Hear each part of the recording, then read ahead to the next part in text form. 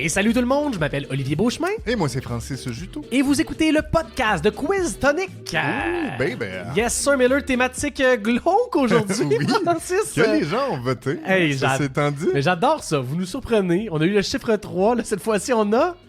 La mort. La mort. Et on n'a jamais fait de quiz sur la mort dans la vie, je pense. Moi, j'en ai fait un il y a pas longtemps. À la prohibition. Oui, à prohibition. Sur la à mort. Sainte-Thérèse. OK. Ah ouais. D'ailleurs, on est dans plusieurs bars au Québec, vingtaine, trentaine. Si vous voulez aller voir sur notre site web, si vous voulez jouer des quiz dans les bars. Hein? Oui, parce que moi, j'ai entendu parler de monde qui écoutait le podcast. Il y a un gars qui est passé devant le pub West Shepherd où j'anime dernièrement, que je salue. Je l'ai déjà salué dans un autre podcast, Oui. dans un autre podcast, mais ça pour dire, il y a du monde qui savent pas nécessairement qu'on fait des quiz en bar en réel. Ça vous tente de jouer à chaque semaine.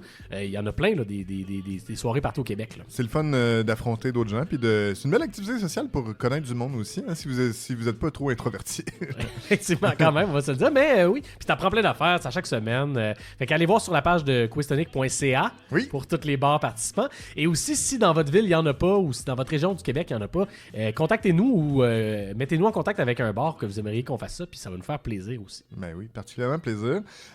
Pour ce qui est du podcast, je réexplique le concept. Si c'est la première fois que vous cliquez sur un de nos podcasts, ben bienvenue. On parle de... C'est quoi un podcast, mettons, si c'est votre premier podcast en J'irai général? pas jusque-là. Okay. Mais on parle de 20 questions de quiz, donc qui vont aller en ordre à peu près croissant de difficulté. Donc, on s'appuie sur le modèle du parcours scolaire québécois, donc de la maternelle jusqu'au doctorat. Il va donc y avoir 4 grandes sections différentes qui vont avoir des seuils de réussite différents qu'on va vous expliquer au fur et à mesure. Exactement. Et là, la thématique de tout ça, c'est la mort. La mort. C'est toi, Francis, qui a monté le podcast. Comment ça va? Tu dors-tu bien ces temps-ci? Oui, mais là, je vous cacherai pas que par moment, le podcast va être glauque. Hein? J'espère que vous n'avez pas trop peur de la mort, qui est une étape par laquelle on va tous et toutes passer. C'est normal. Malgré tout. Ben oui. Mais c'est une étape, même si elle est tabou, mais qui est fascinante, qui a été le sujet de beaucoup de films, de séries et d'écritures. Tu vas pas nous parler de cinéma Qui sait, toujours? Un peu. Il va y avoir de la fiction, mais du réel aussi à travers tout ça. Toi, Ali, quel est ton rapport à la mort? Ben moi, quand j'étais très jeune, c'était ma grosse peur. Hein? Moi, à l'école primaire, je me souviens d'avoir vraiment... Quand la méningite est arrivée quand on était jeune, là, j'ai pogné un 2 minutes. On dirait que très jeune, là, j'ai eu peur de ça. Mais non, mais maintenant, j'ai un rapport très sain à la mort. Là. Je veux dire, c'est sûr que c'est pas mon fantasme là, de mourir, mais je veux dire, je pense que j'ai un rapport plus balancé, on va dire à ça. Ceci dit, comment je vais performer aujourd'hui? Ouais. Je sais pas. Tu sais, je suis pas non plus un fan de Tim Burton à côté. Là. Tu comprends ce que je veux dire? Je sais pas. C'est pas Tim Burton. Non, je sais, mais tu sais. Je vais te dire, écoute, je vais être conservateur. Là, je vais y aller avec. Terminer mon secondaire. Tiens, je serais content avec un secondaire. Puis combien de chances sur 10 que tu fasses une crise de panique en plein podcast maintenant? Aucune, parce qu'on va faire Stop Rec. T'as-tu signé ta carte de don d'organes? Oui, j'ai signé ma carte de don d'organes. Parfait. Ah, mais ça, c'est une bonne question à poser en début de parcours. J'aurais dû mettre ça en maternelle. Puis sinon, tu perds ton point. Tu perds ton point? Oh my Ben God. non, c'est un peu trop politique rendu là. C'est un peu politique, mais c'est un bon flag à faire, effectivement. Ouais, Fait que, écoute, secondaire, je serais content. Mais oui, merci pour ce vote de ce sujet-là. Je suis très curieux de savoir c'est quoi le quiz que tu nous as contacté. Oui, puis merci encore une fois à tous ceux qui nous appuient sur Patreon. Hein, on leur dit, mais ça prend du temps écrire ces petites questions-là. Donc, quand vous nous supportez, ben, vous nous encouragez à continuer. Voilà. Ben, merci, vraiment, effectivement. Et on se lance sur la première section, Francis. Le primaire. Je suis excité. Alors, Olivier, le primaire, 7 questions, donc de la maternelle jusqu'à la 6e année.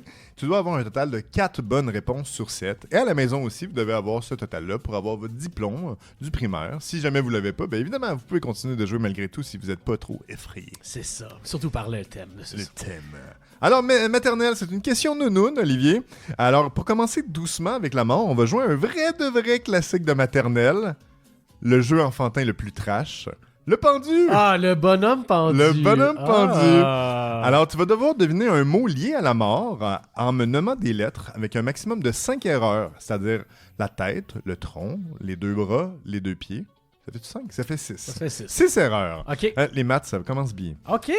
Alors, on peut jouer de même. Là, oui, tu vas le jouer de même. Malheureusement, à la maison, vous allez être à la merci d'Olivier pour découvrir le mot. Donc, bonne chance. Tu joues pour tout le monde, Olivier. Donc, Alors, maximum de 6 erreurs. On cherche un mot de 9 lettres. De 9 lettres? 9 lettres. Ok, mais t'es un malade mental. Je suis un malade quand même. Tu dis que c'est Clément, mais c'est pas une question facile. Ça se peut tellement que je l'échoue. On va voir. On va voir ça. On va voir où tu t'en vas. Je vais espérer. Peut-être à l'audio, je l'ai testé avec ma blonde aussi. Donc, ça c'est plus facile avec un crayon. Mais à l'audio, je pense que ça peut se faire aussi. Ok, parfait. Écoute, je vais commencer avec le classique du bonhomme pendu, la lettre E. Alors, il y a 2 E. Okay. Il y en a un en 2e lettre et un en 7e lettre. En 7e lettre, donc pas l'avant-dernière, l'autre d'avant. 2e lettre et 7e lettre, il y a E. Ok, parfait. Puis en ce moment, j'ai pas, il n'y a pas de bonhomme pendu. C'est-à-dire que cette lettre-là est là. Oui, fait que t'as pas d'erreur, donc tu peux continuer tant aussi longtemps. Je vais avec la lettre R. Oh boy. Ok, il n'y a pas de R. Première erreur. Un S. Une tête. Un S. Oh oh! 3e lettre. Il y a un S dans le mot. OK. Et là, il y a la petite tête que j'ai dessinée. OK. La lettre T. Oh. Et c'est la lettre la plus payante. Elle est là 3 fois. Oh, boy. En première position, en 4e position et en 9e position. Oh! OK. Ah, tu vois, ça s'en va, là. Ça s'en vient bien. OK, parfait, c'est bon. La lettre A. Il y en a un en 5e position. OK. La lettre M. Il y en a un en 6e position. OK. Et la lettre N. Bravo, Olivier! Un testament. Wow. Une seule erreur, une petite tête de dessiner. Tu vois, hein? C'est pas si dur que ça. Ma technique était pas pire. Je pense que le E, c'est le classique de voyelle. Le A aussi. Fait que bon mot pour ça. Tu sais. Puis T et S, c'est des lettres assez classiques. Hein? C'est bien fait ça. Même toi qui serais capable de le réussir. Bravo! Bon. T'as aidé les gens à le deviner. Alors, théoriquement, tout le monde a réussi. Hey, bravo la gang, on a bien fait ça ensemble. On a bien fait ça. Alors, curieux que ce jeu-là a quand même été pas si controversé dans le monde. Hein. Les enfants dessinent littéralement des gens suicidés. Ouais. Quand tu penses à ça, c'est weird, là. Ouais. C'est vraiment weird. Les origines du jeu sont confuses, mais j'ai trouvé des sources qui disent que ça pourrait dater du 17e siècle. Il y a des condamnés à mort qui devaient jouer au jeu du pendu avec un mot compliqué pour tenter de sauver leur vie pour de vrai. Ben non. Les sources sont peu fiables à ce sujet, mais l'ironie, c'est que ça aurait pu exister quand même parce que les gens étaient très illettrés aussi. Donc, ça les condamnait à mort malgré tout si le mot était vraiment complexe. Ah ouais, quand même. Puis à voir les gens écrire sur Facebook aujourd'hui, il y en a une couple qui survivrait pas non plus. Surtout si c'est le bourreau qui épelle le mot, qui est pas capable de l'écrire comme tout le monde. Bon, ben écoute, c'est bon à savoir ça. Alors, première année, on passe à des vrais ou faux. Donc, de première année jusqu'à 3e année, vrai ou faux? Ouais. C'est réellement possible de mourir de rire. Vrai ou faux? Oh! C'est réellement possible de mourir de rire. Vrai ou faux? Ben là, ouais, c'est ça. C'est quand même complexe parce que dans le fond, le rire peut clairement mener à la mort. Mettons la précision, c'est que c'est vraiment le rire qui a causé la mort. Et c'est pas le rire qui a amené la mort. Ben là, c'est vrai, ça, tu vas me dire, hein? Non, mais il n'y a pas de piège dans mon truc. Oui, tu peux mourir de rire. Yeah! Eh oui, c'est vrai. Il n'y a pas juste le Joker qui est dans Batman qui tue avec le rire. Hein? Et même si c'est rare, il y a plusieurs cas donc, de rire qui ont mené à des arrêts cardiaques ou à des asphyxies. Ah ouais? Parce que la personne riait trop pendant trop longtemps. C'est d'ailleurs le cas d'un docteur qui est mort de rire en 1989 en réécoutant la comédie britannique A Fish Called Wanda avec John Cleese. Quoi? Ouais, ça a un triste record d'avoir tué quelqu'un, donc qui regardait le film et il riait tellement que ça l'a mené à son arrêt cardiaque. Ça n'a pas de bon sens. Écoute, rendu là, je sais pas si c'est une légende urbaine, mais vous irez voir, il y a des listes de morts célèbres de gens qui sont morts de rire. Ah ouais. Lui, en écoutant un film, donc faites attention si vous réécoutez De Père en flic. Ouais, avec ça, tu l'as trouvé pas mal drôle. Ou notre podcast, hein? Oui. C'est tellement drôle. Hilarant. Super. Voilà, bravo Olivier. Deuxième question, vrai ou faux? Alors là, je l'ai changé à la dernière seconde parce que c'était une question sur les maringouins qui tuent. Voilà. Alors, je me suis débrouillé en me tournant sur un dessin. Il y a environ 135 millions de bébés qui sont nés en 2023. Ça, c'est vrai. OK. Donc, il y en a 135 millions dans le monde. Dans le monde. C'est ça. Ouais. Et là, moi, je te dis, il y a environ 125 millions de personnes qui sont mortes la même année, en 2023, ce qui nous a mené à un gain de 10 millions de personnes en une seule année. Ouais. Vrai ou faux? Alors, c'est vrai à la base, il y a 135 millions de personnes qui sont nées en 2023. Moi, je te dis, il y a environ 125 millions de personnes qui sont mortes en 2023, ce qui nous a donc mené à un gain d'environ 10 millions de personnes en une seule année. Vrai ou faux? 10 millions de personnes de plus, dans le fond, que ce qu'il y avait en début d'année. Oui, exact. Je vais dire vrai. Je savais que c'était faux, mais je sais pas pourquoi c'est faux. C'est faux parce qu'on parle plutôt de 65 millions de morts contre 135 millions de naissances. Alors, on parle pas juste d'un gain de 10 millions en ce moment-ci, on parle d'un gain de 70 millions, donc de morts, de nouvelles personnes. Mais t'as dit 125 millions, non? Ah, ouais, c'est ça. J'ai dit 125 millions de morts, alors que la vraie chose, c'est 65 millions de morts. Ah, je comprends, c'est pas le bon chiffre. Moi, je faisais un calcul mathématique, mais dans le fond, c'était pas le bon chiffre. On n'a pas gagné 10 millions, on a gagné 70 millions en une année. Il y a donc à peu près le double de naissances par année, contrairement au nombre de morts.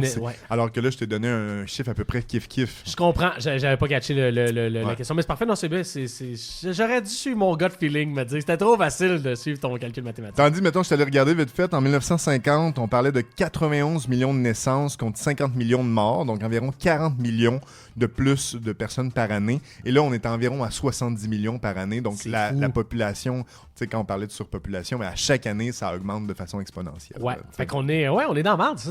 Ben, je sais pas. Ça va peut-être un moment donné bouger parce qu'on est trop nombreux sur la Terre. Peut-être. Troisième année. OK, parfait. Vrai ou faux? Au Québec, lorsqu'il y a un décès dans sa famille, c'est légal d'exposer le défunt à la maison pendant 24 heures. Vrai ou faux? Au Québec, lorsqu'il y a un décès dans sa famille, c'est légal d'exposer le défunt à la maison pendant 24 heures. Vrai ou faux? C'est une bonne question, ça. C'est une bonne question. Puis je pense qu'on en a beaucoup parlé dans l'actualité récente. Je pense que c'était une demande qui avait été faite, mais je pense que c'est pas vrai qu'on peut le faire en ce moment. Donc, on peut le faire en ce moment? C'est vrai. Voyons donc. Oui, après un décès, la personne peut être exposée à son domicile, mais seulement 24 heures. Okay. Donc, ici, ils ont l'aide d'un thanatopracteur. Okay. Même en France, on a le droit 24 heures sans thanatopracteur et 48 heures avec thanatopracteur qui vient arranger le corps. Puis ça fait un peu écho à l'ancienne tradition de la veillée funéraire dans laquelle on pouvait veiller les morts, dans le fond, chez soi pendant plusieurs jours, là, même des fois des semaines. Eh ben. Et ça, cette tradition-là est un peu morte avec la médicalisation de la mort. Oui, de mourir à l'hôpital aussi, puis tout. Là, ça exact. Ensuite, si on brûle le corps, légalement, au Québec, au Canada, on peut disposer les cendres à peu près n'importe où si ça nuit pas. Mais quand il y a une question d'une urne, c'est plus compliqué. Ouais. On peut enterrer une urne sur son terrain, mais si je me trompe pas, c'est juste dans les régions urbaines. Oui. Et même encore là, si on vend sa maison sans déclarer, ça peut être un vice caché qui annule la vente de la maison s'il y avait une urne qui était enterrée dans la terre à ce moment-là. Ouais, puis je me semble que j'ai entendu dire que maintenant, là, ils vont essayer d'ouvrir le fait de pouvoir enterrer dans un parc public ou des trucs comme ça, parce que je pense que c'est pas possible en ce moment. Un corps ou même des cendres, là. En tout cas, si je me trompe pas. Mais c'est un débat là, qu'il y a eu dans l'actualité récente au Québec là, par rapport à ça, notamment lié à l'aide médicale à mourir et toutes ces affaires. Oui, là, on a beaucoup jasé. Là. Qu'est-ce qu'on fait avec les corps après la mort? Ah ben très intéressant. Oui. Parfait, écoute, c'est correct. 2 sur 4. 2 sur 4. Ça commence plus rough. T'aurais eu les maringouins, t'avais juste à pas me bloquer cette question-là. Ouais. Quatrième année, choix de réponse. Alors, le cimetière le plus célèbre au monde, c'est sans aucun doute le Père-Lachaise, à Paris. Parmi ces célébrités, laquelle n'est pas enterrée au Père-Lachaise? En A, Jim Morrison, le chanteur américain du groupe The Doors. En B, Edith Piaf. En C, le Père-Lachaise. Le Père-Lachaise? C'est pour vrai en plus, le Père-Lachaise soit là. Ouais, là, c'est ça. Des fois, on a des blagues, on n'a pas de blagues. Moi, le dernier quiz, j'avais pas de blagues dans mes shows de réponse des fois. Fait que là, peut-être tu m'as rentré un peu dans la gorge. Là, tu sais, oh ouais, tu veux pas me faire des blagues? Oh ouais, let's go avec mes shows de réponse. Qui fait? Écoute, je suis pas mal convaincu que Jim Morrison a sa tombe là. Je pense que le Père-Lachaise doit être là. Moi, je pense que c'est Edith Piaf qui n'est pas là. Ah ben maudite merde! C'est le Père-Lachaise! Hey, je vais couler mon primaire sur la mort. Évidemment, mes traumas d'enfance reviennent. En fait, le cimetière s'est nommé en l'honneur de François Dex de Lachaise, dit le Père-Lachaise, qui était le prêtre confesseur de Louis XIV. OK. Et lui, il est pas enterré à son propre cimetière, mais à l'église Saint-Paul à Paris. Okay. Donc, selon moi, quand le fondateur trosse même pas son propre produit, c'est quand même mauvais signe. Ah ouais, j'aurais dû suivre mon gars. Hey, ouais, ça va pas bien. Puis ma blonde et moi, on est allés à Paris récemment. On a passé même plusieurs après-midi au Père-Lachaise parce que ma blonde, elle capote sur les cimetières, particulièrement celui-là. Moi, j'ai pu, pendant qu'elle errait d'un tombe, moi, je lisais mon roman, bien assis tranquillement. Donc, je peux vous confirmer qu'il y a bel et bien des chaises au Père Lachaise. Est-ce qu'on au moins, ça, c'est bon à savoir. OK, Olivier. Ça me prend mes 2 prochaines. Ça me prend les 2 prochaines. Je peux pas croire que je vais peut-être couler mon primaire. C'est-tu la première fois que ça nous arrive, ça? Non, c'est déjà arrivé. Ah ouais, j'ai déjà coulé un primaire. Ah oui, ok. C'était sur quoi? Je m'en souviens pas c'était sur quoi, mais j'ai déjà coulé. Alors, bonne chance, Olivier. En date de décembre 2024, parce que tu sais, ça peut toujours changer, dans lequel de ces pays la peine de mort est-elle encore légale et appliquée? OK. En A, le Japon. En B, l'Afrique du Sud. En C, dans le 51e État des États-Unis, le Canada. Oh, wow! Oh, c'est bon, ça! Alors, dans lequel de ces pays la peine de mort était légale et appliquée en date de décembre 2024? Le Japon, l'Afrique du Sud ou le Canada? C'est une bonne question, ça. Ah, j'aurais aimé ça aussi, prendre le temps d'y penser. Parce que clairement, je sais que la réponse, elle part dans ma tête. Puis là, j'ai une chance sur 2. Ouais, ça pourrait se finir là. Ça peut se finir là. Et tu pourrais passer ton cégep tantôt. Effectivement. Je vais dire que c'est appliqué en ce moment au Japon. Ouf! Ouh! Oh, j'ai failli répondre Afrique du Sud, mais c'est bon. Oh my God! Je voyais ses lèvres se former, là. Il y avait il était pas loin. Ouais. Et oui, c'est le Japon. Il n'y a pas de bourreau au Japon en tant que tel, mais ce sont les gardiens de prison qui exécutent les condamnés à mort, ce qui est aussi controversé parce que c'est généralement pour un traumatisme à vie. En Afrique du Sud, ça a été aboli en 1995. Okay. Et au Canada, le 51e État des États-Unis selon Trump, oui. Ça a été aboli partiellement en 1976 et complètement en 1998. Ouais. Quand même récemment aussi. C'est toujours légal en Inde, en Chine, aux États-Unis, qui sont aussi curieusement les 3 pays les plus peuplés au monde. Ah. Je dis ça, je dirais. Ah, ouais, peut-être que tout est dans tout. Je sais même pas qu'est-ce que je veux dire avec ça. Pensez à ce que vous voulez. Alors, Olivier, 6e année, dernier choix de réponse. Tu dois l'avoir pour passer ton primaire. Au palais, OK. Alors, parlons des bourreaux qui représentaient jadis le bras de l'État et le bras de Dieu, d'une certaine façon. Ils étaient à la fois des simili-stars parce que les exécutions étaient super courues par les foules. C'était vraiment des événements auxquels les gens voulaient généralement aller. Mais ils étaient aussi très stigmatisés, les bourreaux, de par leur métier controversé. Par exemple, ils n'avaient pas le droit de résider en ville. Ils étaient considérés impurs. On lavait tout ce qui touchait. Et ils pouvaient à peu près juste se marier avec d'autres bourreaux, d'autres familles de bourreaux. Ah oui, OK. Ouais. Ils étaient très stigmatisés. En contrepartie, il y avait toutefois droit à de nombreux et puissants privilèges, dont le droit de havage ou le droit de haver.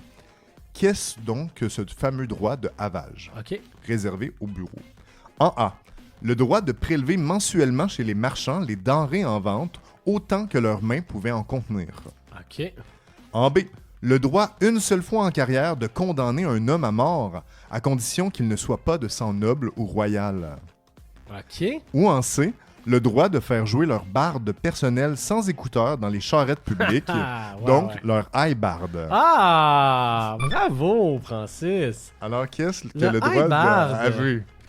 Le droit de prélever mensuellement chez les marchands les denrées avec une seule main. Le droit, une seule fois en carrière, de condamner un homme à mort à condition qu'il ne soit pas de sang noble ou royal. Ou le droit de faire jouer leur barbe personnelle dans les charrettes publiques. Hey, j'ai envie de te dire... je suis mon instinct, je vais te dire que c'est A.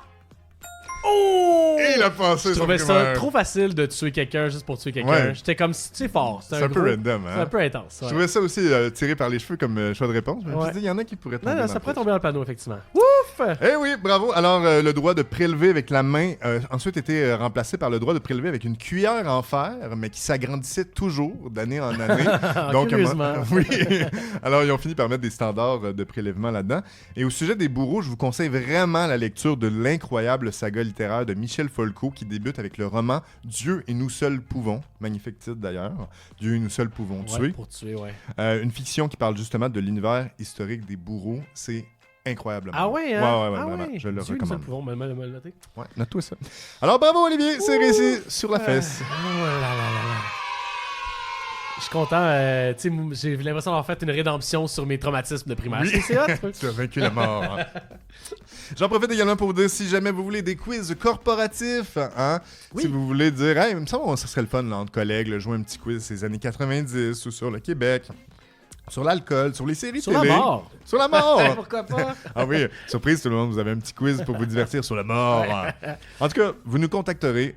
quiztonic.ca, toutes les infos sont là, puis ça nous fait toujours plaisir d'aller dans vos compagnies pour divertir le monde. Oui, puis vraiment, j'en profite aussi pour remercier le monde qui nous ont écrit dans le dernier trimestre, en octobre, novembre, décembre, avec les parties de Noël. On a vraiment beaucoup de monde qui nous ont écrit pour faire des corpos. Merci de nous faire confiance pour vos événements. Fait que n'hésitez pas à nous écrire aussi, vous autres, là, si vous avez des idées en tête pour ça. Merci de nous permettre d'exister et de continuer à vivre. Eh ben voilà. Et tant qu'à vivre, aussi bien aller au secondaire, Francis. C'est parti.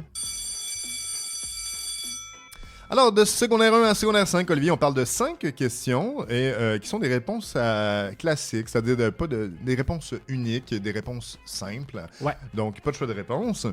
Et tu dois avoir 3 bonnes réponses sur 5 pour obtenir ton diplôme du secondaire. Parfait, c'est excellent. C'est parti. Secondaire 1. En l'honneur de quels scientifiques et naturalistes britanniques ont été nommés les prix sarcastiques qui récompensent depuis les années 80 les morts les plus stupides à chaque année? Je répète. Ça, ouais.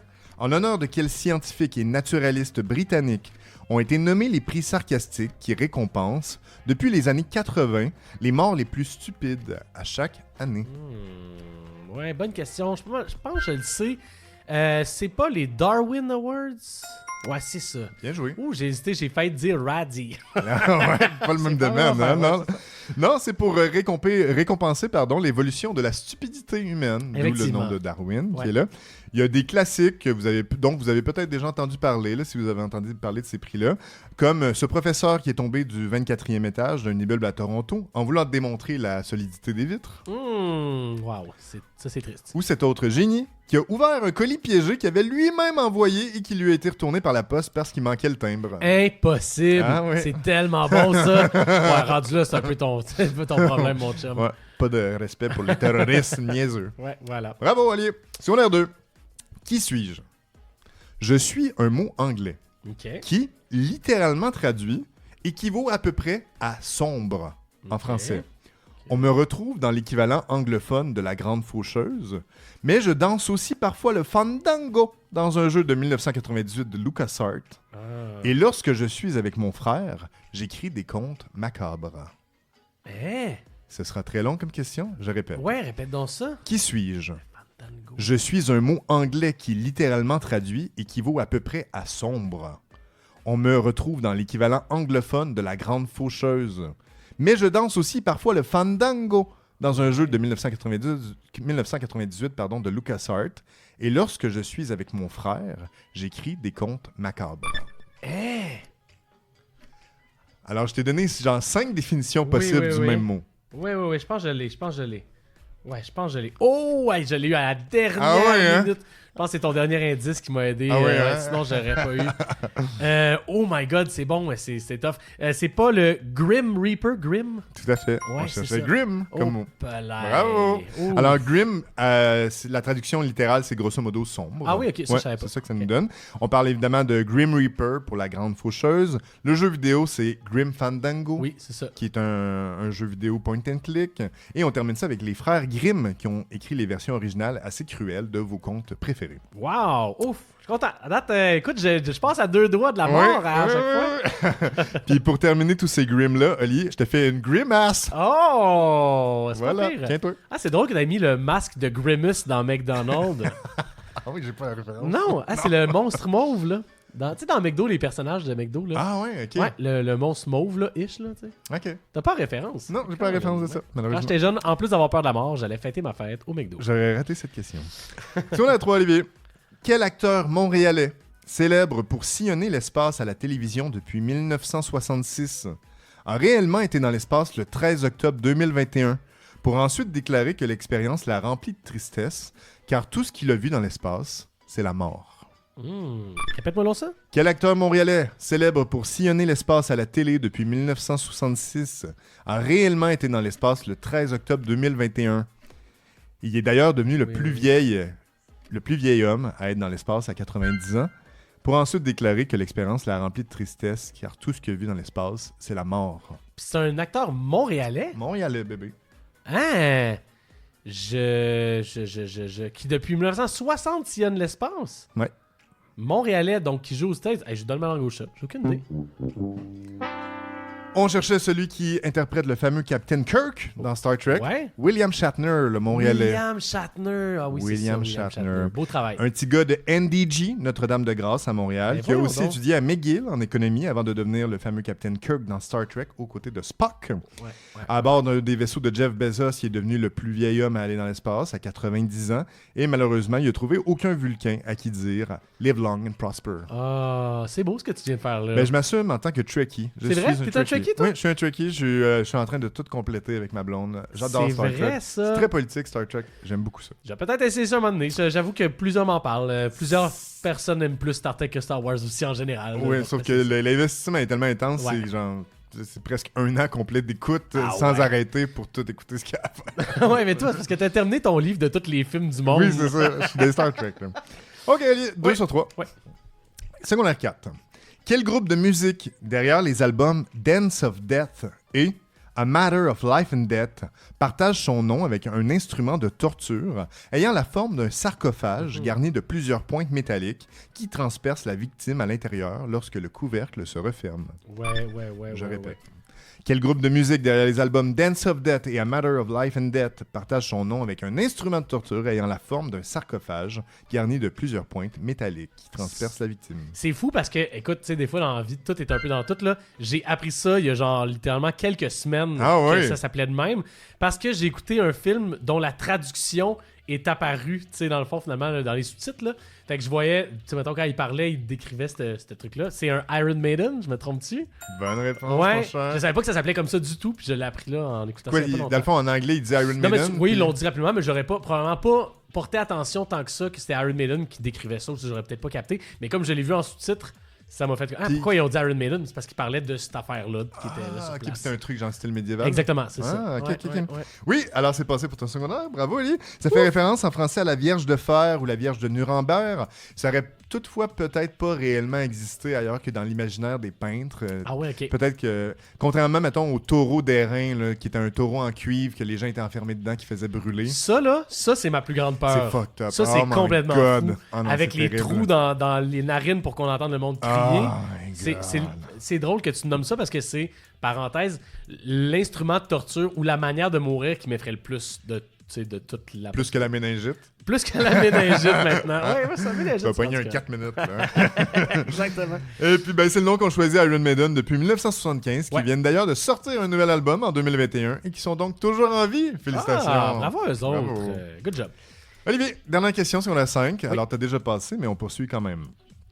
Il existe un très ancien symbole lié au cycle de la vie et de la mort, qui est en fait un serpent ou un dragon qui se mord la queue dans un cercle. Ouais. Ça symbolise le perpétuel retour, mais aussi la pulsion de mort qu'on porte en nous. Quel mot tiré du grec ancien, et plus précisément de l'assemblage des mots queue et glouton en grec, désigne ce serpent qui se mord la queue? Wow. Je l'ai déjà su, là, mais je pense que je vais avoir de la misère. Répète-moi ça, C'est un queue et symbole glouton? qu'on retrouve assez souvent dans beaucoup de places, qui est lié au cycle de la vie et de la mort. Donc, un serpent ou un dragon qui se mord la queue dans un cercle. On cherche le mot grec, donc qui correspond à ce symbole, qui est l'assemblage des mots queue et glouton en grec. Je pourrais pas te le dire, malheureusement. Je donne ma langue au serpent.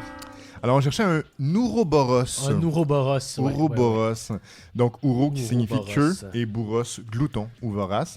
Oui, j'ai vu ça. La plus vieille représentation de ce symbole-là date de 14 avant Jésus-Christ, comme tu dirais, ou 14e siècle avant Jésus-Christ, chez les Égyptiens, mais on la retrouve aussi chez les Grecs, les Chinois, les Nordiques, les Aztèques. Puis ça a été souvent repris en fiction, comme c'est le nom d'un personnage dans la série Loki. Et dans The Witcher 3, c'est le symbole dans l'écran de chargement qui est ton jeu de préféré. Absolument, Ouais. l'Ouroboros. Voilà. Alors, c'est passé, Olivier. Bravo pour ton secondaire. Youpi! Bon, mais je suis quand même fier d'avoir réussi mon pronostic. Ça, déjà, c'est Ouais, bon. Fait c'est que, fait. écoute, je suis en vie encore. Oui. On verra pour la suite, mais bon. T'as la peau. Ouais, on verra. Dans la peau. Alors, on vous rappelle aussi, si vous voulez jouer les bords avec nous, allez-y, on en a parlé tantôt, finalement, je me répète. On s'en va au cégep. Ah, yes, sir, Miller. Ah, c'est ça que Francis a fait avant de venir au podcast. Aussi. C'est pour ça que je te ralentis. Tout mélangé. Tout mêlé, tout mêlé dans mes autopromos. OK, cégep. Alors, puisque le cégep, ça représente souvent l'exploration, la recherche de ce qu'on veut réellement faire, on y va avec 3 questions, 3 cours, donc, qui sont posés selon des angles différents. Alors, Oli, tu dois réussir deux des 3 cours pour obtenir ton diplôme de cégep. Oui, absolument. Première question. Thématique selon le cours de... Oh non, j'ai tué mon prof! Non, c'est pas vrai. Oh my God! Tu vas-tu encore nous faire venir le gars qui sèche ses cours? Non, thématique selon le cours de géo. Ah! Oui. On y retourne souvent. Hein? Géo, cinéma, on les aime. On aime ça. Prochain podcast, on va essayer de t'amener 3 cours différents. Oui, hein, on y va souvent des géos. Ouais. Alors, on cherche 4 lieux qui sont liés à la mort, soit dans leur aspect pratique ou directement dans le nom. Et tu dois en avoir 3 sur 4. OK. C'est bon? Alors, on va y aller un par un. En A. Le nom qui est donné à l'ossuaire municipal souterrain de Paris. L'ossuaire? L'ossuaire. Okay. Ossuaire. Ossuaire. O-S-S-U-A-I-R. Ouais. Nom donné à l'ossuaire municipal souterrain de Paris, soit des galeries d'environ 1,7 km de long. OK. Et donc, il n'y a pas tout le temps le mot mort dedans, là, mais ça fait référence à la mort. Exact. Parfait. Excellent. Super. Exact. Alors, l'ossuaire municipal souterrain de Paris, des galeries d'environ 1,7 km de long. Écoute, tu vois, c'est le mot ossuaire que j'avais jamais entendu dans oui, c'est ça. Les catacombes de Paris. Tout à fait. Yes. Bien joué. En B. Quartier de l'île de Manhattan qui longe la rivière Hudson, environ de la 34e à la 59e rue, popularisé notamment par Gordon Ramsay. Oui, absolument. Quartier de l'île de Manhattan qui longe la rivière Hudson de la 34e à la 59e, popularisé par le bon et délicieux Gordon Ramsay. Gordon Ramsay, voilà. Et si je ne me trompe pas, je pense que l'univers de Daredevil se passe également dans ce quartier-là. C'est Hell's Kitchen. Bien joué. Yes, sir. Miller. Yes, sir, Miller, qui tirait son surnom de son ancien milieu de vie austère. Ouais. Que, apparemment, c'était rough. Ah oui, c'était plus difficile. Ouais. Okay. Ah bon. En C. On cherche au Cambodge les sites de massacres où plus d'1 million de victimes ont péri par le régime Khmer Rouge. Wow! Au Cambodge, les sites de massacres où plus d'1 million de victimes ont péri par le régime Khmer Rouge. Wow! J'ai aucune maudite idée. Ah ouais, hein? Puis c'est un nom quand même qu'on reconnaît en général ou ça peut être... Je sais pas. Ouais, ça peut-être pas. Wow. Le désert rouge. On cherchait les champs de la mort. Les champs de la mort. Killing Fields. Killing Fields. Ah ouais, c'est trash ça. Ben, j'avoue que c'est ça. J'ai dit 4 lieux, mais c'est 5 en fait en tout. Donc 3 sur 5, pardon. Ah, 3 sur 5? Ouais, 3 sur 5. Bon, j'ai encore du jeu. J'ai encore du jeu. Parfait. En D. Lieu de la bataille décisive de la guerre civile américaine en 1863, situé en Pennsylvanie. Oh, répète-moi ça. Lieu de la bataille décisive de la guerre civile américaine en 1863, situé en Pennsylvanie. Oh là là, je connais tellement pas bien ça. Je vais dire Waterloo. On cherchait Gettysburg. Gettysburg. OK. Je me disais Waterloo, ça sonne de même pour, évidemment, au Royaume-Uni, mais peut-être que c'est un nom de ville qui a été repris par, je sais pas. Ben, Waterloo, c'était... Non, mais la guerre civile, c'était américaine. Oui, c'est ça, exactement. Mais oui, bien sûr. C'est ça. C'est pour ça, ma tête, je me disais, c'est peut-être un ancien nom anglais. Ouais. Non, c'était pas ça. C'était pas ça. Et en E, finalement, Olivier, pour réussir à passer ton cours de géographie, oui. On cherche quel est le seul cégep public au Québec à offrir le programme de thanatologie. Il y a un seul cégep au Québec. Seul cégep public au Québec à offrir le cours de thanatologie. Ben voyons donc, c'est bien difficile ça. Je vais rajouter d'abord un indice, c'est sur l'île de Montréal. C'est sur l'île de Montréal. Il n'y en a rien qu'un qui donne le cours de thanatologie. J'ai aucune idée. Je vais dire le Vieux-Montréal. Ça m'aurait surpris quand même. Eh non! Quoi qu'il y a du monde qui a l'air pas mal mort là-bas. On salue tout le monde du Vieux-Montréal qui nous écoute. Non, on cherchait le cégep de Rosemont. Ah, bon, c'est bon. C'est le seul au Québec. Il y en a un autre de récemment, j'oublie son nom, qui est privé, qui fait ça depuis un an et demi environ. OK. Mais c'est le seul où on peut aller si on veut apprendre le métier. Collège de Rosemont. Ouais. Ben, écoute, on salue ceux qui étudient là-dedans. Ça en prend, hein? Ben oui. Alors, c'est raté pour le premier cours de géographie. Ça arrive. Deuxième cours, thématique selon le cours de langue morte. Retour au conservatoire avant le cégep. Ouais. Plus précisément, le latin. OK. Ouais. On s'en va en latin. On s'en va en latin, mon chum. Fait que le cégep va être rough. Wow. Je te nomme 4 définitions qui sont liées à la mort. Ouais. Et tu dois me nommer le terme latin qui est associé. Par exemple, je te le mets en exemple parce que c'est quand même dur, là, mais RIP, à la base, ça vient, Rest in Peace, là, mais ça vient de Requiescat in pace. OK. Tu dois en avoir 3 sur 4. Je pense que c'est faisable. OK. Mais on va voir. On va voir. On va voir si c'est capable. Alors, le premier, en latin, donc ça signifie littéralement « après la mort ». Terme latin qui signifie littéralement « après la mort ». La mort. Et on l'utilise souvent en français. Hein? Oui. Ah oui, OK. Ouh là là, ça a tellement... Ouais. Ça a tellement passé à 2 doigts. J'ai failli déjà abandonner, puis c'est une facile. C'est un post-mortem? Exactement. Oh my God. Hey, le flash est arrivé au bon moment. Post, après et mortem, mort. Puis post, c'est vraiment du latin? Oui. Post? Oui. Ah oui, OK. P-O-S-T. Ouais. Ah ouais, OK. Ah ouais. Ah ouais, c'est bon à savoir. Ouais. En B. Ben, si je me trompe pas. Postum mortem? Non, je pense que c'est post. Post-mortem, OK, c'est bon. En B. On cherche un terme qui signifie l'enraidissement progressif de la musculature d'un cadavre. Oui. Alors, c'est un terme latin qu'on utilise très souvent pour parler du fait qu'un cadavre s'enraidit. Ouais. Je le sais en plus. La rigidité cadavérique, c'est un truc. On n'est pas loin même des mots en français. Ouais, je sais. Rigidité et mort. Rigos mortem. Oh, si près. Ah ouais. On cherche rigor mortis. Rigor mortis. Rigor mortis. Rigor mortis. Voilà. Ah, j'aurais dû l'avoir celle-là. Je pense que ça va me faire ça va mon faire mal.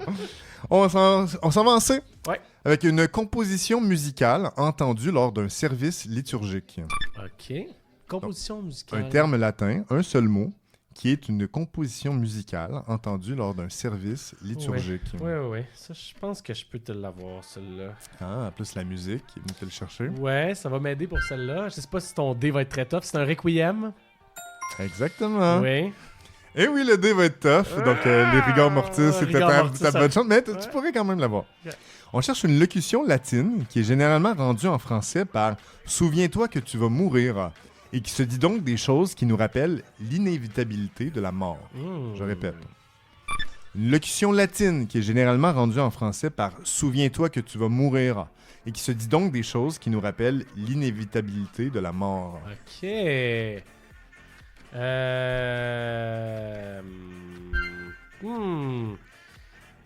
Carpe diem locomotor. Et non, on cherchait Memento Mori. Memento Mori, Memento qui est souviens-toi. Memento Mori. Mori, mort, conjugué, donc Memento Mori. Ah, mais écoute, non, mais je pense que rigor mortis, j'aurais pu l'avoir. C'est sûr que ça a été très loin dans ma tête. Ouais. Pas facile, mais j'apprécie un cours de latin. Merci. En plus, je venais de dire d'aller dans un autre type de cours. Allez, on est allé ailleurs. On est allé ailleurs. Pour la dernière question, on s'en va en littérature, Olivier. Ok, parfait. Alors, je te nomme comment sont décédés 4 personnages fictifs et tu dois me nommer l'œuvre littéraire qui est associée. Ok, parfait. Okay, donc, tu dois en avoir 3 sur 4. Parfait. On nomme le livre ou l'œuvre littéraire. Exact. Alors, en A, je cherche... Un hobbit fou tombe avec un anneau dans la fournaise d'un volcan. Ah, c'est bon ça. Un hobbit fou tombe avec un anneau dans la fournaise d'un volcan. Profites-en donc pour être précis en même temps sur lequel précisément. Ouais, ceci étant dit, je vais être encore plus précis que toi.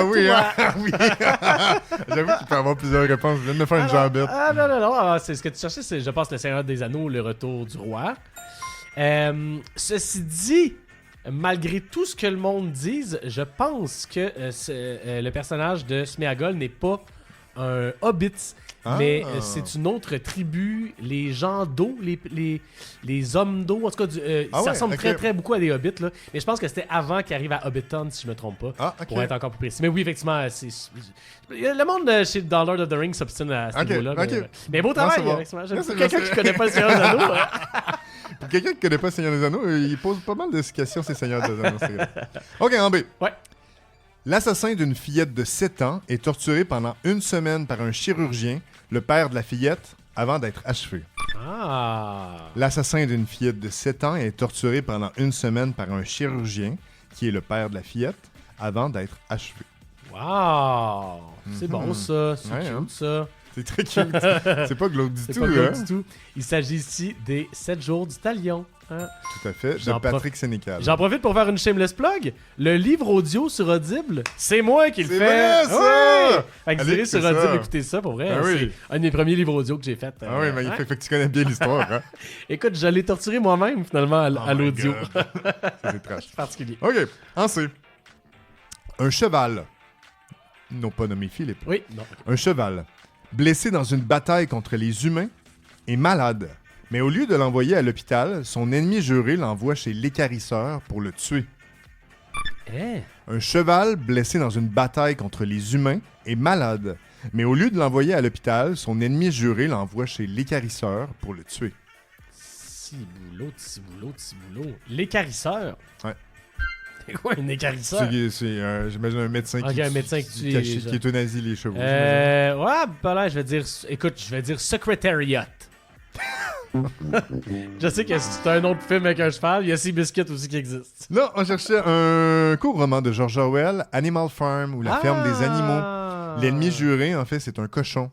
Donc, ce qui est représenté, c'est la guerre de Staline versus Lénine, entre autres, qui représente la guerre intestine dans l'URSS. Ah, c'est bon de savoir. Écoute, pour vrai, honnêtement, j'ai jamais lu cette œuvre littéraire-là. Faudrait que c'est comme des classiques, là. Ouais. Là. Et en D, Oui. on va voir si tu vas réussir un seul cours de cégep cette fois-ci. Bon boy. Un Américain tue son meilleur ami simple d'esprit avec une balle dans la tête, en lui rappelant leur rêve commun d'élever un jour des lapins. Répète-moi ça. Un Américain tue son meilleur ami simple d'esprit avec une balle dans la tête, en lui rappelant leur rêve commun d'élever un jour des lapins. Ok, je pense que je l'ai peut-être. C'est-tu des souris et des hommes? Oh my god, je l'ai pas lu, mais dans ma tête, ça sonnait de même. Il passe son cours de littérature. Oh, yeah! Oui, ben, simple d'esprit, je savais. Mais tu sais, après ça, je savais pas que c'était ça l'histoire, là. Mais j'avoue que c'était un gros guess. Of Mice and Men en anglais de John Steinbeck. Ok. Voilà. Wow! Un bon roman aussi. Bravo Olivier pour ce dernier j'étais cours. à un rigor mortis de faire un cégep. C'est pas pire quand même, hein? Écoute. Tu t'es bien débrouillé pareil. Yeah, merci mon chum. Alors, Olivier n'a pas réussi son cégep, mais peut-être que vous, oui, vous l'avez réussi. Dans tous les cas, même si vous l'avez pas réussi, on passe quand même à l'université. Bienvenue à l'université. Ça va changer pour vrai, peut-être pour le prochain podcast. Je vais me le noter sur ma bucket list. Ah, de quoi c'est Ma petite voix. Ah non, moi je l'aime tellement, tu c'est l'aimes? indicatif. Oui, non, j'adore ça. Je trouve que c'est une voix de recteur. Ah, ben oui, c'est vrai. Ouais. Ben oui. Alors, pour le bac, Oli, je te pose 3 questions. Mais les réponses des 2 premières questions vont constituer des indices pour répondre à la 3e question. Yes, sir. Il faut que tu en réussisses 2 sur 3, mais au moins minimalement la dernière. Donc, une des 2 premières et la dernière également pour avoir ton bac. Et ça, c'est juste le baccalauréat. Il va y avoir 2 autres questions d'université par la suite, mais c'est la première partie, dans le fond, de cette section. Tout à fait. OK, yes, sir. Alors, première question qui va constituer le premier indice. Quand un enfant décède durant l'accouchement, on parle tragiquement d'un enfant mort-né. En cuisine, il existe toutefois une autre désignation pour le mot mort-né qui s'appelle M-O-R-N-A-Y. À quel type de préparation culinaire le mot mort-né fait-il référence en cuisine? Ça se peut pas. Ça se peut pas. Tu peux pas aller là. Je suis bien content de ce petit lien. Alors, mort-né en cuisine, à quel type de préparation culinaire est-ce qu'on fait référence quand on parle de mort-né? Hey, c'est pas glauque pantoute, c'est une sauce mornée, effectivement. Tout à fait. Je savais que ça te parlerait en plus. Mium. J'ai adoré ça. C'est un dérivé de quel type de sauce? C'est une bonne question, ça. C'est pas genre une béarnaise ou de quoi dans le genre? J'ai lu béchamel à laquelle oui, il faut ajouter jaune d'œuf et du fromage râpé. Ah, c'est ça. Ouais. J'aurais pas pu te le dire juste par moi. Donc, premier indice, sauce. Sauce. Donc, OK, regarde ça. Deuxième question. Deuxième indice. Celle-là, j'ai dû aller la chercher un peu plus loin. Encore plus loin que ça, t'imagines? Ah ouais? Je cherche les 3 premières lettres d'un nom de famille. Ce nom de famille-là, il est notamment partagé par 2 individus célèbres. Je vais te décrire les 2. On cherche les 3 premières lettres d'un nom de Les 3 famille. premières lettres de leur nom de famille. OK. C'est bon? Ouais. Le premier, c'est un sénateur américain républicain du Texas qui s'est présenté en 2016 contre Trump et qui est ouvertement pour la peine de mort. OK. La deuxième, c'est une actrice dont le personnage est mort, dont ses personnages sont morts 9 fois à l'écran selon Cinemorgue Wiki. Et oui, ça existe pour vrai. Dont elle est morte notamment dans Vanilla Sky ou Un ciel couleur vanille au Québec et Tout sur ma mère ou Todo sobre mi madre en espagnol. Le politicien et l'actrice partagent le même nom de famille. Je veux les 3 premières lettres de ce nom. Ben voyons donc. Hey, j'ai aucune idée. Alors, on cherche le nom de famille d'un sénateur américain républicain du Texas qui s'est présenté en 2016 contre Trump et qui est pour la peine de mort. Et une actrice qui est morte 9 fois à l'écran minimalement, dont dans Vanilla Sky et dans Tout sur ma mère ou Todo sobre mi madre en espagnol. Écoute, j'ai aucune idée. Je vais dire DeSantis parce que je sais que c'est un gars qui est républicain, mais c'est tout. Donc DES. DES. Et merde. Eh non, on cherchait le nom de famille Cruz pour Penelope Cruz et Ted Cruz. Ted Cruz. Ted Cruz qui, bravo. d'ailleurs, n'exclut pas de se représenter comme président en 2028, apparemment. Et Penelope Cruz qui semble mourir souvent à l'écran avec 9 morts, mais le record est quand même tenu par Christopher Lee avec plus de 70 morts à l'écran, dont dans Lord of the Rings, Star Wars, Dracula, etc. Ah ouais. Donc, deuxième indice, CRU. CRU cru. Sauce crue. Et crue. OK. Et on passe en réponse finale. Tu dois absolument l'avoir pour obtenir ton bac. Mais ça, de toute manière, j'étais safe déjà. Tu vas me permettre de ne pas avoir cru, là. Non, ça va. Là. Dans la mythologie grecque, quel lieu est en fait une prison? Un abîme profond où sont tourmentés les morts qui ont péché durant leur vie. C'est notamment dans ce lieu-là que Thanatos, le dieu grec de la mort, devait enfermer Sisyphe avant qu'il réussisse à le déjouer. C'est très bien ça, Francis. J'ai beaucoup aimé ça. Oui, hein? Je répète quand même pour les gens, on cherche dans la mythologie grecque le lieu qui est en fait une prison, un abîme profond où sont tourmentés les morts. C'est là que Thanatos devait enfermer Sisyphe avant qu'il ne soit déjoué. Alors, sauce et crue et tartare. Le tartare. Très bien joué. Wow! Alors, le lien avec la sauce tartare, elle, c'est quel type de sauce, ça? Une sauce tartare, c'est avec du cornichon, peut-être de la capre même. Alors, ce serait un mix de mayonnaise et de ciboulette. Ah, c'est juste la ciboulette? Ce serait juste ça. Ah, de la tartare, pour moi, c'est pas Apparemment. ça. Pour moi, c'est pas ça. En tout cas, pour moi, c'est pas ça. La mienne, je fais pas de même. Puis le cru, ben, c'est le tartare de viande crue, évidemment. C'est là, dans le tartare, que sont enfermés Tantale, les titans, les cyclopes. Aussi Sisyphe, qui avait réussi à déjouer Thanatos. Comment? Est-ce qu'il avait réussi à le déjouer? Le mythe de Sisyphe, je sais pas, lui. En faisant tenir le truc par Atlas, c'est ça? Non? En le menottant, tout simplement. Alors, traînez-vous le pad de menottes si vous voulez pas mourir. Ça aide. Alors, bravo, Ali, t'as déjoué mon baccalauréat. Yes! Bravo, c'était super le fun. C'est fait? Ouais, beau travail. On passe à la maîtrise. Yes. Et là, ça va être corsé, je pense aussi, mais tu pourrais m'étonner. Je te pose 10 questions différentes sur des rites funéraires à travers le monde. OK. Tu dois en réussir 7. OK, donc on est juste dans des questions uniques à ce moment-là. C'est comme du secondaire, mais là, il y en a 10. Il faut que tu en aies 7 sur 10 pour passer. On y va une à la fois. Parfait, ça, j'aime ça. Alors, première question. Lors de quelle fête colorée au Mexique honore-t-on les défunts en déposant des offrandes sur des autels? Lors de quelle fête colorée du Mexique honore-t-on les défunts en déposant des offrandes sur des autels? Ouais, je sais que c'est... trouve-le. C'est ça.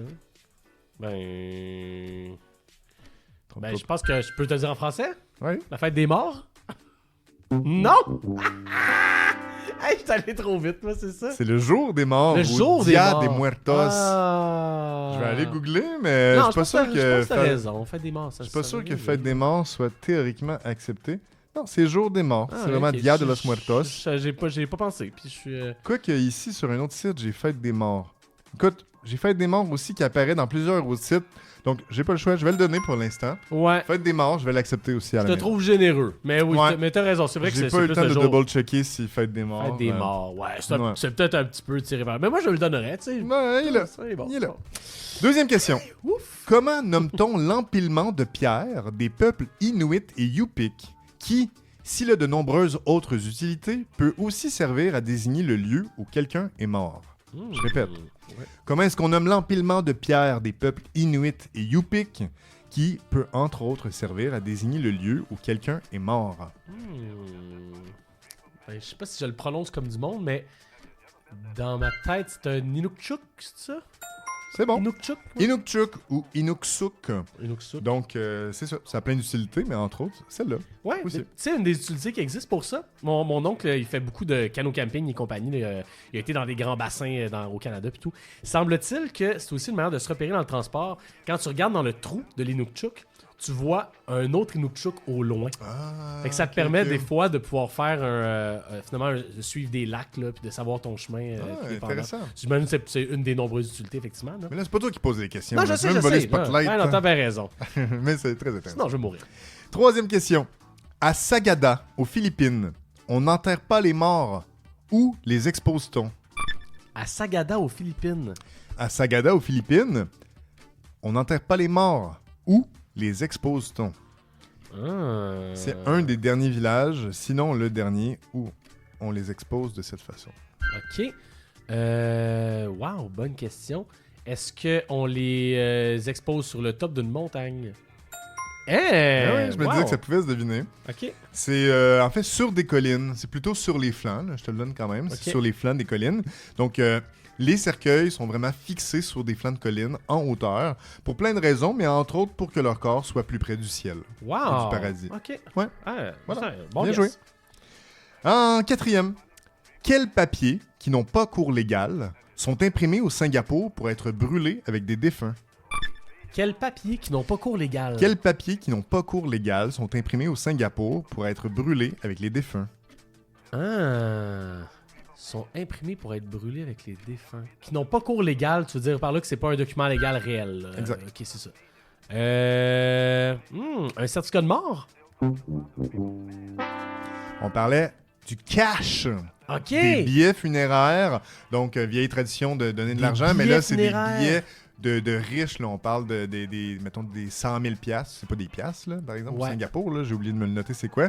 Mais le but, c'est d'en imprimer beaucoup pour que la personne, justement, dans son cercueil ou dans son truc, elle ait bien du cash pour aller de l'autre bord. Sauf qu'en haut, peut-être qu'ils vont se rendre compte que c'est des faux billets. Là. Ouais, peut-être. Tout ce monde-là sont en marre depuis longtemps. Là. Mais même, il y avait des traditions où est-ce que les gens imprimaient des villas de luxe, ils imprimaient, mettons, Ok. des idées, là, tu sais. Ouais, des concepts. des chars de luxe, Ouais, des ouais, trucs ouais. comme ça, mais ça a été interdit depuis un bout, là, mais le cash encore. Ah Ça ouais! fonctionne encore. Wow, Ouais. impressionnant. On poursuit. Ouais. Ensuite, Cinquième question. Cinquième hein, question. voici, ok. au pays Toraja, en Indonésie, à chaque année, on déterre les morts pour une drôle de tradition. Laquelle? Quoi? Au pays Toraja, en Indonésie, ils sont célèbres parce qu'à chaque année, ils déterrent les morts pour une drôle de tradition. Laquelle? Wow! OK. Ils déterrent les morts. Ouais. OK. Pour un 5 à 7 avec les morts. Non? Une parade? Pas assez précis. En fait, on prétend qu'ils sont vivants pendant plusieurs semaines. On va les habiller, on va vivre avec eux. Et on va effectivement les faire se promener dans le village, mais on va les faire fumer des clopes. On va jaser avec eux autres. Mais voyons donc. Et on va vraiment... Donc, ils se promènent avec des cadavres. Vous pouvez aller voir des photos de tout ça. C'est Oh assez mon terrifiant. Dieu. Il y a des rassemblements de cadavres. Ils mettent les cadavres ensemble comme s'ils passaient un après-midi. Donc, c'est pour honorer leur mémoire comme s'ils étaient encore vivants et pour montrer qu'on les a pas oubliés. OK. Ouais. C'est sûr que comme ça, t'es oublies pas. Non, hein? ça, t'oublies pas ça pas tout. sûr. On poursuit. OK. T'es à combien, là? Je pense que c'était 3 sur 5. 3 sur 5. Ouais. On poursuit. Au Tibet, 6e question. Ouais. Les corps des défunts sont mélangés à de la farine, du thé et du lait. Pour quelle raison? Les corps des défunts, OK, sont mélangés à de la farine, du thé, du lait. Au Tibet, les corps des défunts sont mélangés à de la farine, du thé et du lait. Pour quelle raison? Farine, du thé et du lait. Wow, c'est une bonne question. Est-ce que c'est pour que ces corps-là se fassent manger par des bêtes sauvages?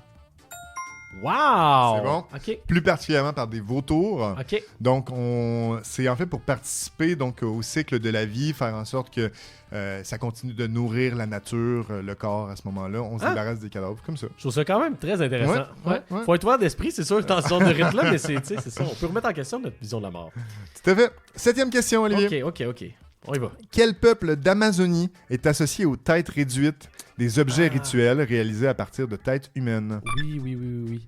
Quel peuple d'Amazonie est associé aux têtes réduites, des objets rituels réalisés à partir de têtes humaines? Ah oui, je sais ça. Je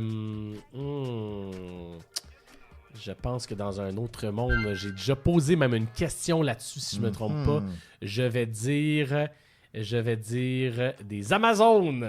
Mais non, je savais que je l'avais pas. Et non! On cherchait des Jivaros, Des Jivaros. ou Ah, moi, je plus vais pas précisément des Chouars, qui est plus dur, mais parce que Jivaro, ça veut juste dire sauvage en espagnol. Ah oui, c'est ça. Évidemment. Comme donc, le beaucoup vrai de nom, noms de c'est Chouar. tribus, hein, c'est ça que les colons ont donné. C'est ça. Alors, là, il en reste 3. Il faut que je les aille. Faut tailler les 3. Ouais. Ah ouais? Parfait. Alors, Check-moi. t'es capable. Ça peut se faire. En Égypte, durant les processus de momification, quel insecte réputé comme sacré était souvent déposé sur le buste des défunts? Je pense que ça va pouvoir... que je vais pouvoir le trouver. J'ai l'impression par instinct, mais bon. Alors, on cherche un insecte réputé sacré, souvent déposé sur le buste des défunts en Égypte durant les processus de momification. Ben, je vais donner une réponse qui est assez classique. Là, le scarabée ou le hanneton. Là. C'est bon. Ouais. Okay. Entre autres, plus précisément, le bousier. Entre autres, la bouse qu'on associait au soleil. OK. Et, ouais. Ah oui, OK. Ouais, il y a plein d'autres raisons, mais je vais me conserver de ça. Il en reste 2. Au Japon, le corps est incinéré et les cendres et les os restants sont ensuite collectés par les membres de la famille à l'aide de quel objet typique? OK. Au Japon, le corps est incinéré et les cendres et les os restants sont ensuite collectés par les membres de la famille à l'aide de quel objet?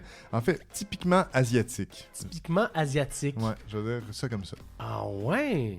Un objet typiquement asiatique? Qui sert à la famille à récupérer les cendres et les os. Écoute, j'ai aucune idée. Un katana. Bel essai, on cherchait un katana, mais non coupant, c'est-à-dire des baguettes. Ah, des baguettes. Alors, c'est des espèces Ben de ouais, longues ouais, baguettes, ouais, ok. et toute la famille se réunit, et il se passe les os et les cendres comme ça avec des baguettes qui Ok. sont là. Et c'est entre autres pour ça, apparemment, qu'on ne peut pas... c'est impoli de se passer de la bouffe de baguette à baguette à la table, parce que ça rappelle la passation des os. OK, qui est trop symbolique, trop spirituel et symbolique pour Exact. le faire. Ah, c'est intéressant à savoir ça. Et on joue le dernier. Oui. On s'en va en Chine. En quelle couleur s'habillent traditionnellement les Chinois durant un deuil, et plus précisément, la famille du défunt? En quelle couleur s'habillent traditionnellement les Chinois durant un deuil, et plus précisément, la famille du défunt? C'est une bonne question, ça. Ben, écoute, je vais tendance à jouer l'inverse de qu'est-ce que tu veux que je réponde. Alors, je vais y aller avec la couleur blanche, la teinte blanche. C'est bon, Yeah! Olivier! T'en aurais manqué juste un. Juste une baguette. À une baguette À une et un rigor mortis de prendre la maîtrise. Hey, des fois, on n'est pas si loin. Hein? Oui, c'est leur symbole de deuil qui rappellerait grosso modo les chrysanthèmes blancs, Ok. qui est leur emblème de deuil. OK. Alors, Olivier, c'est raté pour la maîtrise, mais on s'en va au doctorat. Yes, je m'y lance. Peut-être que je vais me reprendre, hein? Oui, alors je veux qu'on s'attarde à ce qui se passe dans notre corps après la mort. Donc encore un doctorat en sciences, d'une certaine façon. Une couple de doctorats de sciences. qui Oui, se font à Québec, on hein, peut- ouais, tant ouais. qu'à- pour moi, on trouve que c'est vraiment dur, la science. C'est Moi, ça, plutôt, la on science, met ça c'est à dur. faire. Ouais, c'est ça. Alors, en fait, au lieu de tout te pitcher d'un coup, j'ai 3 questions. Je t'ai posé une par une, puis tu dois avoir les 3. Ouais. Sinon, ça va être trop long de tout faire ça. Parfait. Alors, première question. Quel métal joue un rôle important dans la rigidification du corps, donc le rigor mortis, Ouais. et pourquoi? OK. Quel Quel métal joue un rôle important dans le rigor mortis, et pourquoi? Dans le fond, Ah. pourquoi est-ce que le corps devient raide?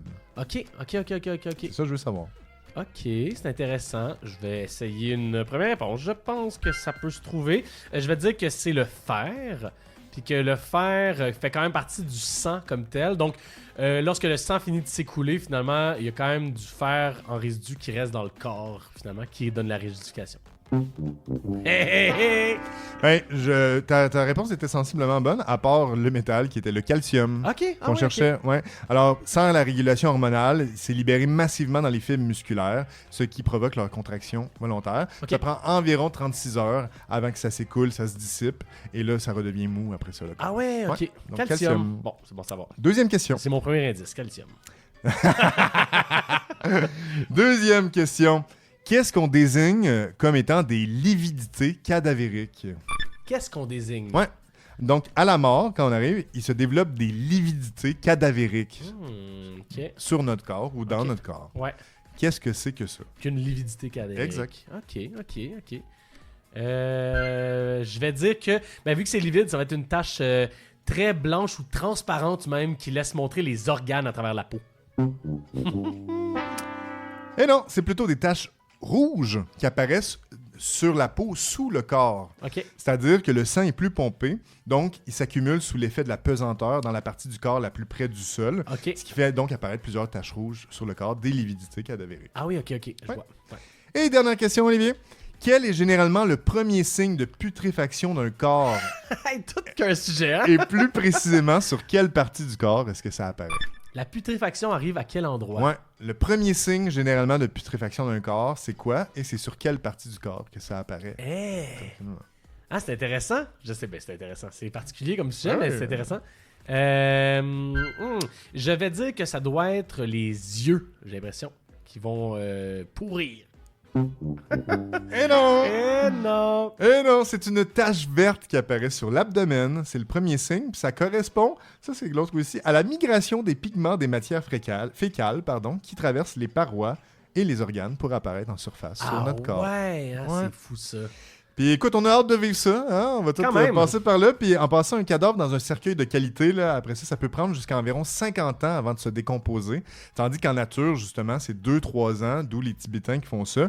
Il y a toute une réflexion qui est amorcée là-dessus, à savoir pourquoi est-ce qu'on est la seule espèce sur Terre qui met pas son corps à contribution pour nourrir les autres après la mort. Ouais. On garde, c'est comme un peu de l'égoïsme d'une certaine façon, chrétien ou catholique, ben pas juste ça, dans plein d'autres religions aussi, alors que justement, on pourrait continuer de donner la vie plutôt que de pourrir dans une boîte. Oh, c'est beau, Francis! À méditer! À méditer là-dessus. Faites vos réflexions, mesdames et messieurs. Merci pour ça, Francis. C'était très intéressant. J'ai adoré. Ben oui, ça finit un peu trash, mais profitez de la vie, tout le monde. Oui! Vous le méritez. À bientôt, tout le monde. Salut.